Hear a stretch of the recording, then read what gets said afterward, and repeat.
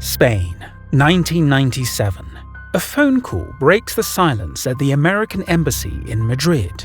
On the other end, a frightened American teenager speaking with a peculiar accent, claiming to have escaped from a child trafficking ring. But this isn't just any missing child case. This is the story of perhaps the most audacious impersonation in criminal history. 3 years earlier in San Antonio, Texas, 13-year-old Nicholas Barclay left home after a basketball game.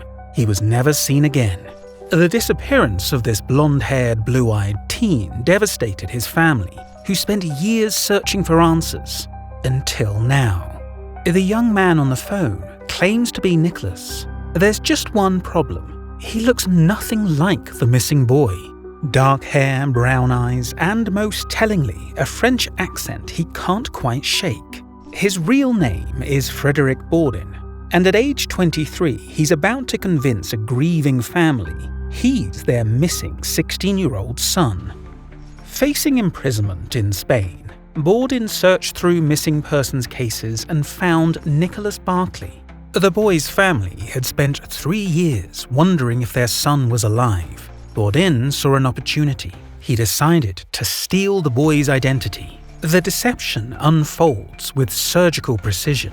Bourdin constructs an elaborate tale of kidnapping by an international child prostitution ring, torture, abuse, chemical treatments to change his eye color, each lie building upon the last, creating a fortress of deception. But the truly astonishing part? Nicholas's sister, Carrie Gibson, flies to Spain to collect him. Despite the glaring physical differences, despite the accent, despite every rational signal screaming that this cannot be her brother, she brings him home. For nearly 5 months, Bourdin lives as Nicholas Barclay. He adapts to life in Texas, enrolls in school, and becomes part of a family still wrestling with grief. The community embraces him. The media celebrates his return. But beneath this miraculous homecoming lies a darker truth. And what this family didn't see, or perhaps chose not to see, would soon unravel in ways no one could have predicted. A local private investigator's suspicions, a TV crew's camera lens, and a pair of ears that didn't quite match would begin to crack the perfect facade of Nicholas Barclay's miraculous return. Who was this man who could convince a grieving family to see only what they wanted to see?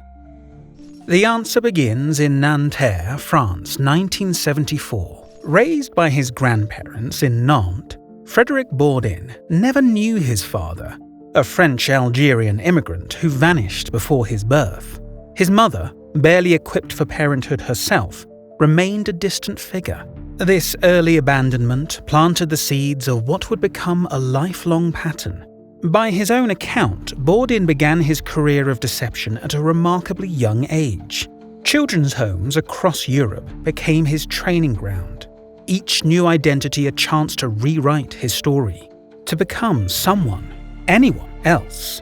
With each successful deception, his confidence grew, his methods refined.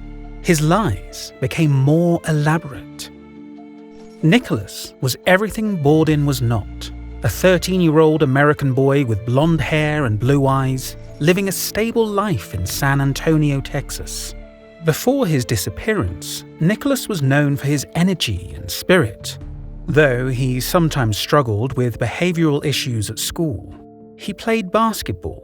He had dreams. He had a family who loved him desperately. The day Nicholas vanished, after a pickup basketball game, just blocks from his home, he left behind a sister who would never stop searching, a mother who would never stop hoping, and a community that would never stop wondering. 3 years of birthdays missed. 3 years of empty chairs at family dinners. 3 years of wondering, is he still alive? For Bourdin, this pain represented an opportunity. At 23, facing imprisonment in Spain, he had already lived multiple lives under countless assumed identities. But the Barclay impersonation would be different. This wasn't just another temporary escape. This was a chance to become part of a family, to finally belong. The psychology behind such an audacious deception reveals layers of complexity. As Bourdin himself would later explain, when you fight monsters so long, you become one. Throughout his life, he claims to have assumed hundreds of false identities across Europe, each new persona serving as both escape and assault. An escape from his own reality, and an assault on the truth itself. In Nicholas's case, Bourdin didn't just steal an identity, he weaponized hope. He understood that a grieving family might be willing to overlook the impossible. The different coloured eyes, a French accent, even the wrong ears. He banks on the power of desperate belief. His calculation proved correct. When Nicholas's sister, Carrie, flew to Spain, she saw what she wanted to see. Her brother, transformed by trauma, but alive. When his mother embraced him, she felt what she needed to feel. Her son, returned against all odds. The family's desperate hope became Bourdin's most powerful accomplice. But as Bourdin settled into a life as Nicholas Barclay, speaking broken English with a French accent, something unexpected began to happen.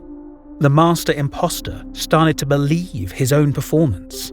And in that dangerous space between truth and deception, between reality and desire, the seeds of his eventual undoing were already taking root.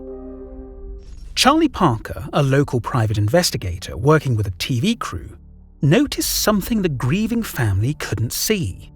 The ears of the man claiming to be Nicholas Barclay didn't match photos of the missing boy. This observation triggered an FBI investigation. What followed was devastating. Blood samples were drawn, tests were conducted. The FBI's DNA results weren't just conclusive, they were impossible to rationalize away. The young man living in the Barclay home shared no genetic markers with Nicholas's mother. The family who had welcomed home their lost son now faced an unbearable truth. They had been living with an imposter. Their real son was still missing, and the man they had embraced as Nicholas was the 23-year-old Frenchman named Frédéric Bourdin. In September 1998, Bourdin faced a San Antonio federal court. The man who had manipulated a family's deepest hopes pleaded guilty to passport fraud and perjury. The judge's response was unequivocal: 6 years in prison, more than double what prosecutors recommended. After his release and deportation to France in 2003, Bourdin's pattern continued.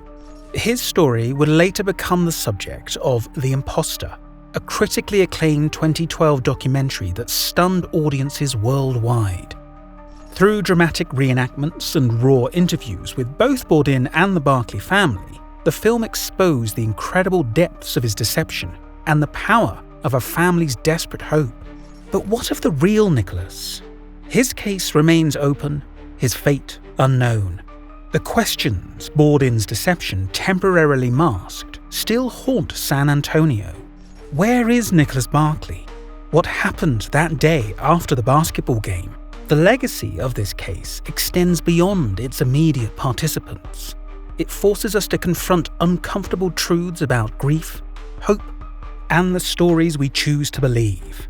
For law enforcement, it highlights the critical balance between empathy and skepticism. For families of missing children, it underscores the cruel power of hope to both heal and blind. The media attention brought by Bourdin's deception keeps Nicholas's case alive in public memory. But it also serves as a haunting reminder. Sometimes the most dangerous lies are the ones we tell ourselves. As Charlie Parker noted in the documentary, sometimes the answers are right in front of us. We just have to be willing to see them. Remember, every crime has a story. Every story has a lesson.